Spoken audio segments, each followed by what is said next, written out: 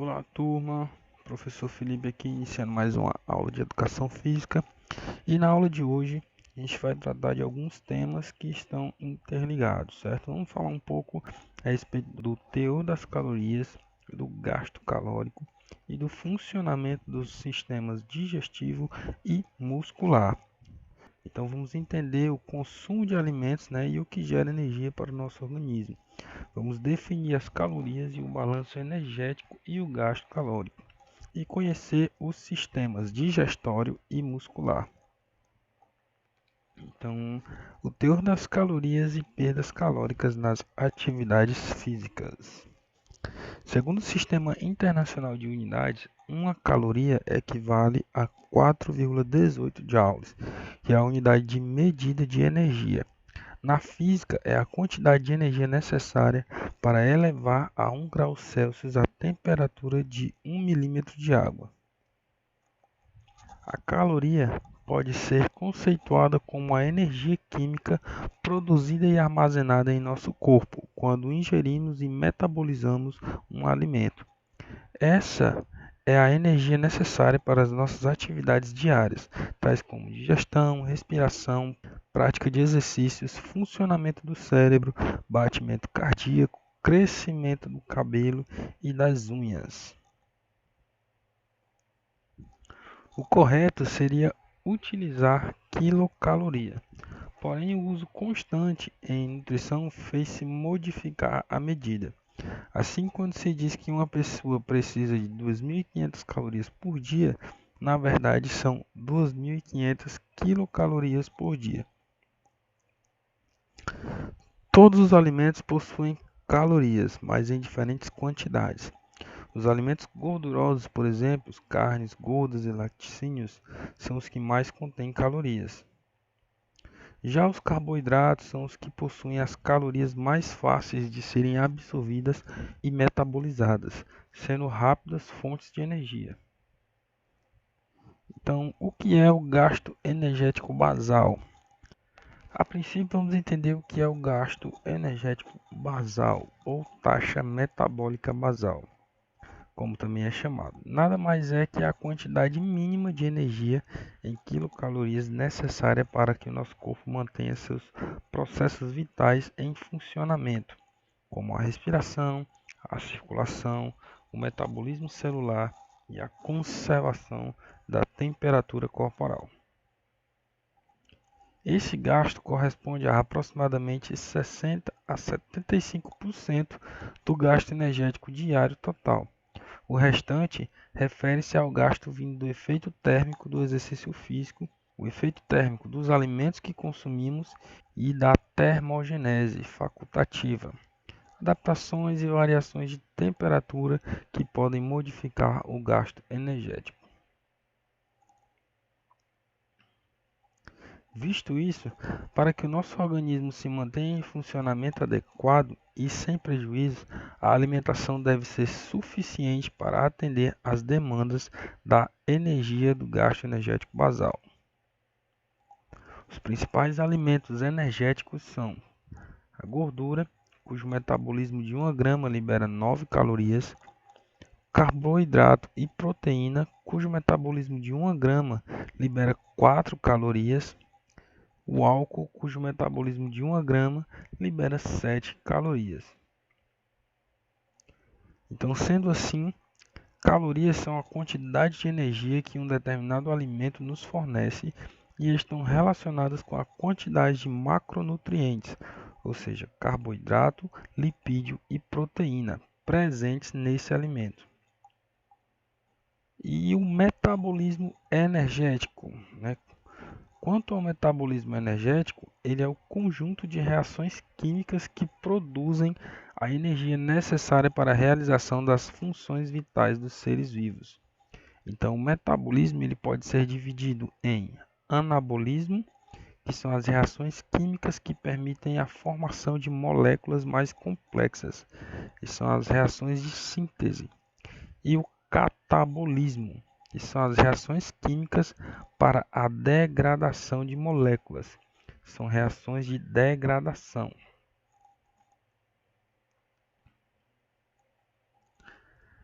A glicose é o combustível energético das células. Quando ela é quebrada, libera a energia de suas ligações químicas e resíduos. É essa energia que permite a realização das funções metabólicas da célula. E antes de entender os processos de obtenção de energia, a gente deve conhecer, a gente deve saber como a energia fica armazenada nas células até o seu uso. Então, isso ocorre graças ao ATP, adenosina trifosfato. A molécula é responsável pela captação e armazenamento de energia. Ela armazena nas suas ligações fosfatos a energia liberada na quebra da glicose.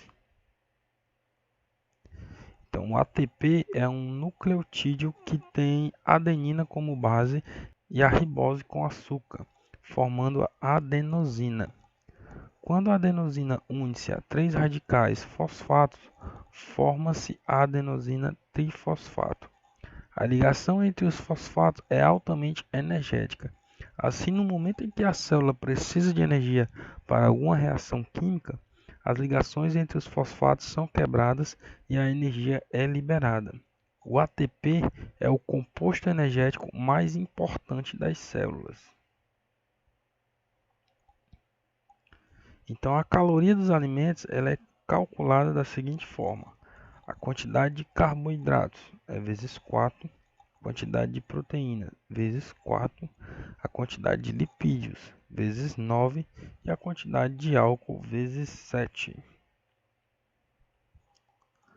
Somando esses valores, teremos o valor energético total, ou seja, a quantidade de calorias. Um hambúrguer quádruplo com queijo e maionese ketchup tem equivalente a 1000 calorias. Um sanduíche de peito de peru light com um copo de suco de maracujá com adoçante dá igual a 200 calorias. Então aqui a gente tem alguns exemplos, né,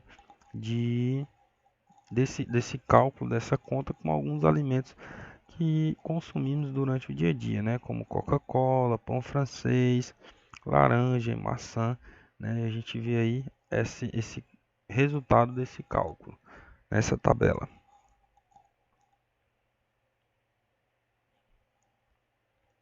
Então, as proteínas nem sempre são utilizadas para a produção de calorias.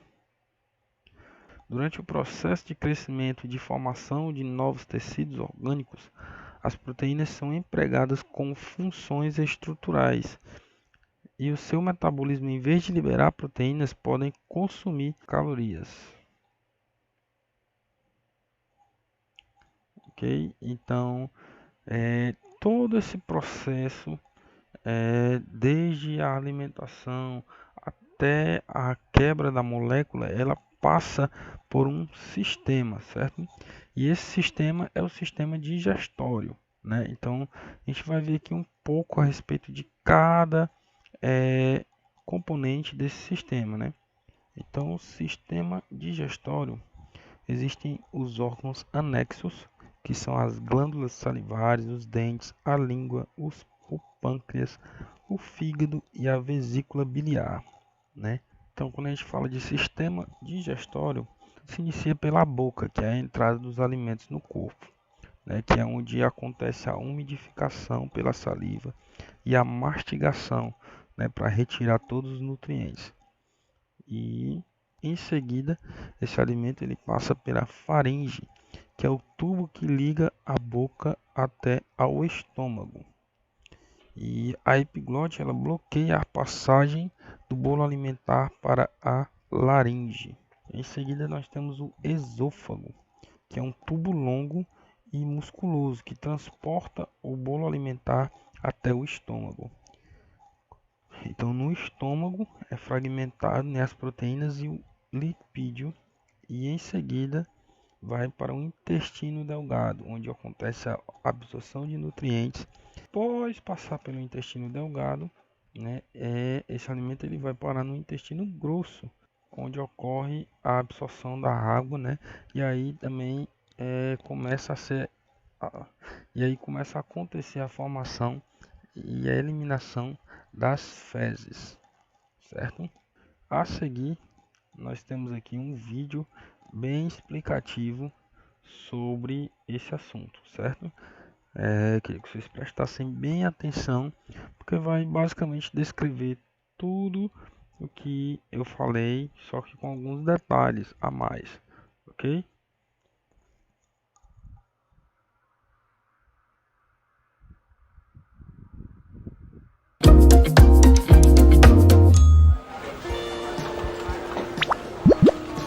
E aí, pessoal? Meu nome é Rubi Parreira.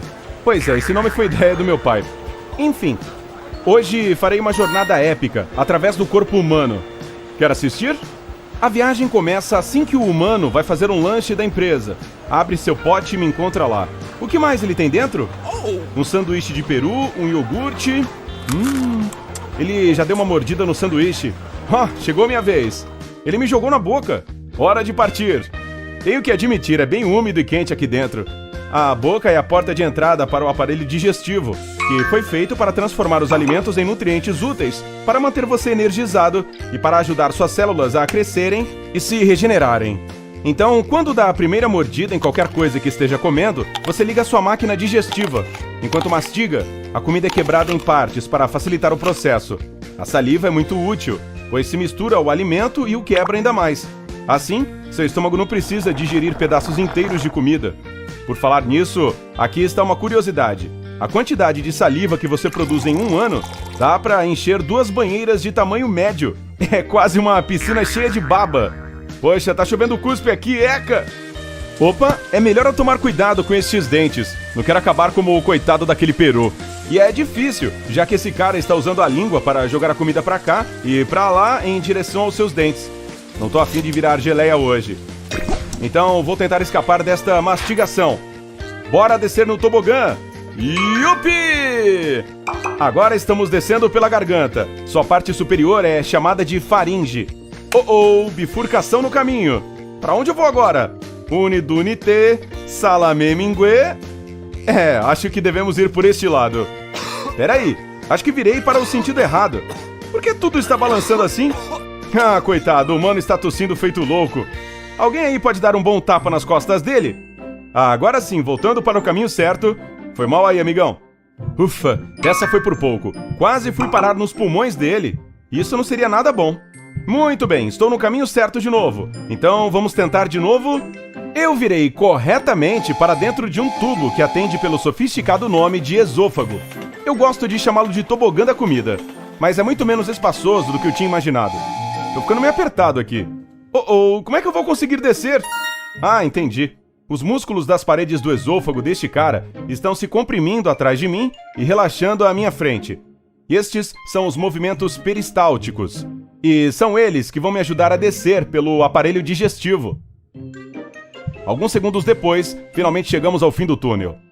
Tem um músculo aqui que se abre para deixar a comida entrar no estômago e impede que ela volte para o esôfago. É tipo o controle de acesso dos condomínios. Sou apenas um turista aqui, senhor. Por favor, me deixe entrar? Aê! Passei pela válvula e entrei no estômago. Ele parece um saco. Deixa eu ver essa parede.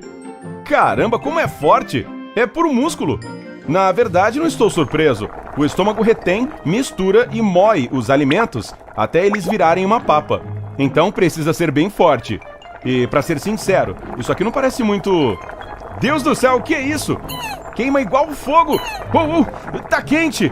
É melhor eu dar o fora daqui antes que esse ácido estomacal me transforme em líquido ou pasta, como aconteceu com o meu colega peru. Tudo bem, eu vim preparado. Trouxe este pequeno equipamento que vai me enclausurar em uma bolha protetora. Sua comida geralmente não tem isso, mas sabe, tenho meus contatos. Segredinho nosso, hein? Agora é só apertar este botão e pronto! Consigo continuar conversando com você durante todo o trajeto sem virar geleia de uva.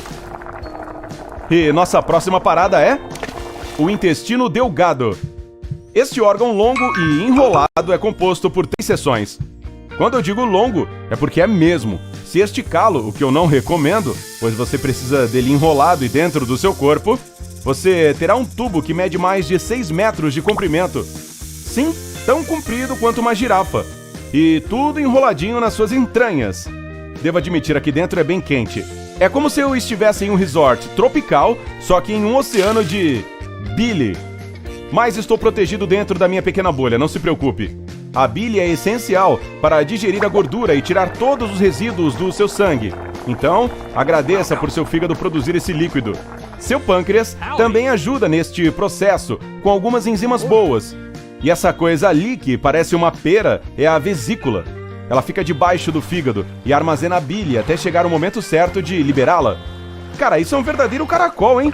Já tô ficando tonto com tantas curvas.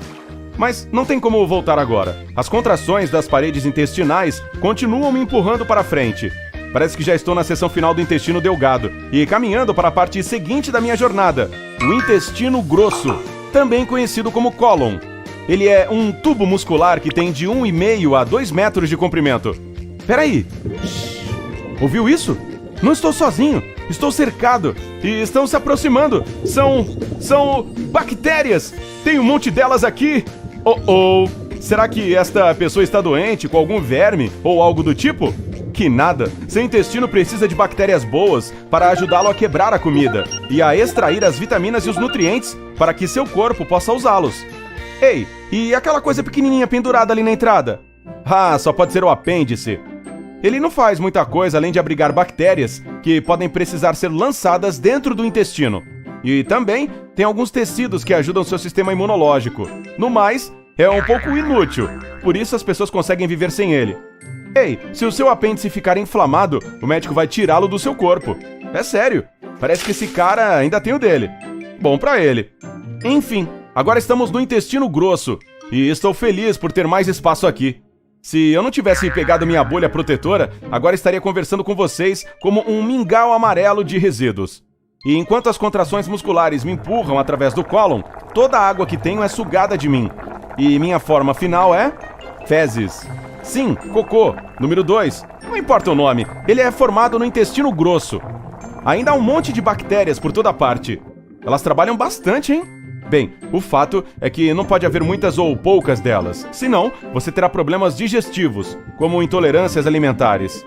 Elas também são fundamentais para manter a imunidade. E é por isso que você tem trilhões delas no seu intestino. Bom trabalho, companheiras! Estou passando agora pelo cólon esquerdo. Quando fica muito cheio de fezes, ele joga tudo no reto, pois não consegue segurar tudo sozinho. Geralmente leva cerca de 36 horas para o que sobrou da sua comida, não muito agora, só resíduos mesmo, chegar a este ponto. Mas eu dei uma acelerada nesta jornada, pois tem outras coisas de uva para fazer. Então vamos logo para o reto. Jerônimo! O reto é uma câmara reta com cerca de 20 centímetros de comprimento. Ele possui sensores especiais, como este aqui e aquele ali, que informam quando é hora de eliminar alguma coisa. Eles enviam um sinal para o cérebro quando as fezes ou gases precisam sair. É aí que surge um pensamento no seu cérebro. Tenho que ir ao banheiro. Se o momento for propício, ou seja, se tiver um banheiro por perto, os esfíncteres relaxam e... tcharam! Seu cocô sai. Tchauzinho, pizza do café da manhã de ontem. Oi? Você não come pizza no café da manhã? Ok. Conte pra mim nos comentários aí embaixo o que costuma comer de manhã. Enfim, quando você está impossibilitado de se livrar das fezes, os esfíncteres se contraem. Esses sensores do reto ajudam também, fazendo com que aquela vontade de ir ao banheiro desapareça por algum tempo.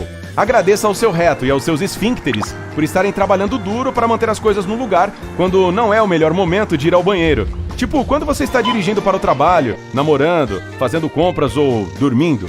Mas quando estiver apertado demais, o esfíncter externo vai lhe dar mais alguns minutinhos, ou quanto tempo for necessário para você chegar ao banheiro.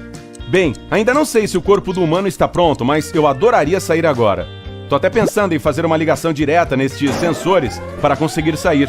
Ah tá, o cara está no trabalho, é? Isso vai ser bem constrangedor. Claro, alimentos normais não saem do seu corpo de um jeito tão gracioso. Você nem conseguirá reconhecer o que comeu. Mas eu, Rubi Barreira, ainda tenho coisas importantes para fazer, então... Ei, amigo, bora lá. Tô caindo fora daqui. Tchau. Bem, esse foi diferente. E aí, aprendeu alguma coisa nova hoje? Então deixe um joinha pra gente e compartilhe este vídeo com um amigo. Aqui estão outros vídeos legais que você vai gostar de assistir. Então vimos aí como é o funcionamento do sistema digestório e agora vamos falar um pouco a respeito do sistema muscular. O tecido muscular ele é formado por células alongadas chamadas de fibras musculares, que conferem a esse tecido uma capacidade de contração. É justamente essa capacidade que permite diferentes movimentos em nosso organismo, desde a contração de órgãos, a circulação sanguínea, a movimentação dos alimentos pelo sistema digestório, a realização de movimentos respiratórios e até a nossa capacidade de mobilidade, locomoção e estabilização de posições corporais. O tecido muscular ele pode ser classificado em três grupos: muscular estriado esquelético, muscular liso e muscular estriado cardíaco. Mas é o tecido muscular esquelético que está presente em maior quantidade no nosso corpo. Por meio dos tendões, o tecido muscular está ligado aos nossos ossos e permite que a gente realize diversos movimentos, como andar, correr e agachar. Tudo que fazemos no nosso dia a dia demanda do nosso músculo. O músculo é o mais nobre dos tecidos e também é o mais caro de se manter energeticamente falando. Por isso existem tantas dúvidas quanto ao aumento da massa muscular de forma saudável. Por isso a alimentação é essencial para transformar os nutrientes em energia para a construção e manutenção dos músculos do nosso corpo. Uma das principais características dos alimentos energéticos é a de que o seu excesso não pode ser eliminado pelo organismo. Ao contrário do que acontece com as vitaminas e sais minerais, fibras e oligoelementos microminerais, tais como ferro e zinco. Todo o excedente de calorias ingeridas e não utilizadas nas funções metabólicas acaba sendo armazenado na forma de gordura, causando o aumento do peso e, consequentemente, a obesidade. Então, o exercício físico é apenas uma das formas de gastar caloria, pois qualquer atividade física consome calorias, energia do nosso corpo, né? Então, gastamos calorias até dormindo, já que o coração e as demais funções vitais não param. Então, o simples fato de dormir consome 1,50 quilocalorias por minuto para uma pessoa de 70 quilos.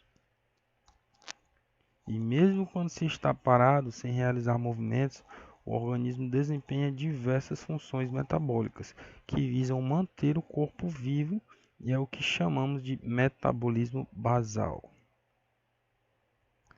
Além disso, alguns músculos precisam estar levemente contraídos para manter a postura corporal, ou seja, manter o tônus muscular adequado ao posicionamento que desejamos. A depender de qual exercício se pratique, bem como a intensidade e o tempo, ocorrerá um consumo maior ou menor de calorias.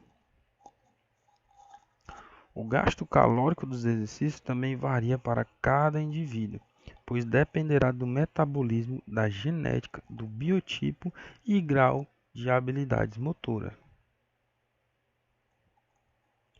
Então, aqui nós vamos falar um pouco do somatótipo, né?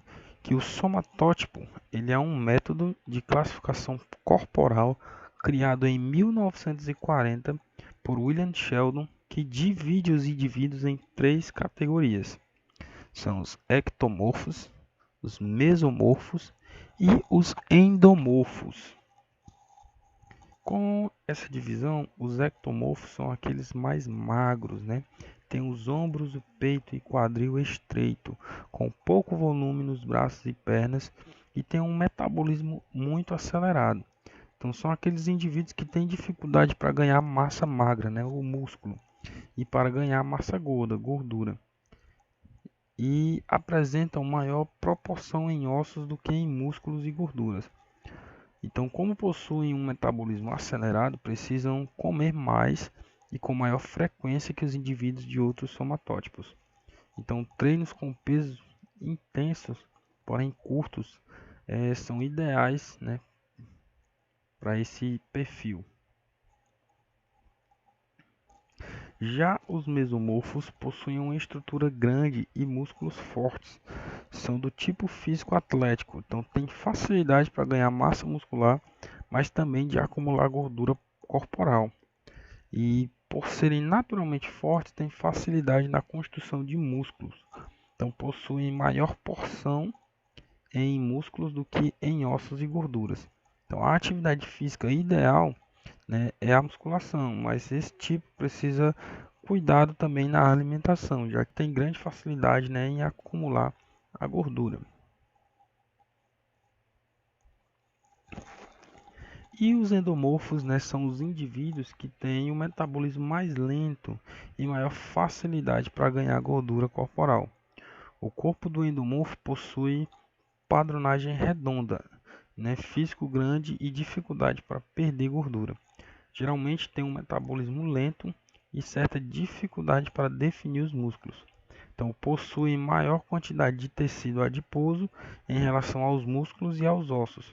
Então, pessoas com esse tipo de corpo devem investir em exercícios cardiovasculares e realizar uma adequação alimentar e treinos que priorizem aumentar o metabolismo. Gasto calórico. O gasto calórico ele está relacionado à caloria, isto é, a energia que o seu corpo acumula através do alimento, como uma espécie de combustível para as suas atividades. Então, o corpo consome caloria a todo momento, até mesmo quando está dormindo. Então, se você entendeu que caloria é necessária para a sua sobrevivência, está certo. No entanto, caso a quantidade de calorias consumidas seja maior do que a quantidade de calorias gastas pelo seu corpo, isso resultará na sua acumulação. Então, seu corpo deixará essas calorias a mais na reserva, resultando naquele que conhecemos como um acúmulo de gordura, né? O que muita gente não quer, muita gente evita. Então, alguns exemplos de quantidade de calorias gastas aproximadamente em 60 minutos de atividades, né? Então, um alongamento gasta em torno de 60 calorias. Andar de bicicleta, 240 calorias. Uma simples caminhada, né, ou até uma corrida, né, vai de 300 a 560 calorias. Nadar, você gasta ali 500 calorias, né? E a ginástica, musculação, os demais esportes, né, a gente pode dizer que tem um gasto calórico bem elevado, certo? Na ginástica são 400 calorias, na musculação 480 calorias, nos esportes, né, é acima de 500 calorias, né? Como basquete, futebol. E caso você não tenha como sair de casa, você não tenha como praticar um esporte e tal, você pode pular corda. O simples fato de você pular corda durante 60 minutos, né? Lógico que não 60 minutos direto, de acordo com a sua percepção subjetiva de esforço, né? Você acaba gastando aí 440 calorias. Então, sendo assim, se comemos um hambúrguer com uma Coca-Cola em lata, né, 350 ml, e quisermos gastar essas calorias andando, por exemplo, seria necessário mais de 1 hora de caminhada. Então 296 calorias do hambúrguer mais 137 calorias da Coca-Cola dá igual a 431 calorias. Então, 1 minuto de caminhada dá igual a 5 calorias. Então, se a gente fizer o cálculo e dividirmos, né, os 431 por 5, dá igual a 86 minutos de caminhada, ou seja, 1 hora e 26 minutos de caminhada para a gente ter esse gasto calórico, né, desses alimentos, desse hambúrguer com a Coca-Cola. Então, a atividade física regular, ela pode ajudar você a atingir e a manter um peso saudável. Equilibrar as calorias que você ingere com as que usa por meio do exercício o ajudará a atingir e manter um peso e uma vida saudável. E chegamos ao fim da nossa aula de hoje. Espero que vocês tenham compreendido, né, toda essa questão das calorias, do gasto calórico, né, do valor o valor energético, né, de cada alimento para o nosso organismo, e espero que vocês possam colocar isso em prática, certo? Então, assim finalizamos a nossa aula de hoje. Um forte abraço a todos e até a próxima aula.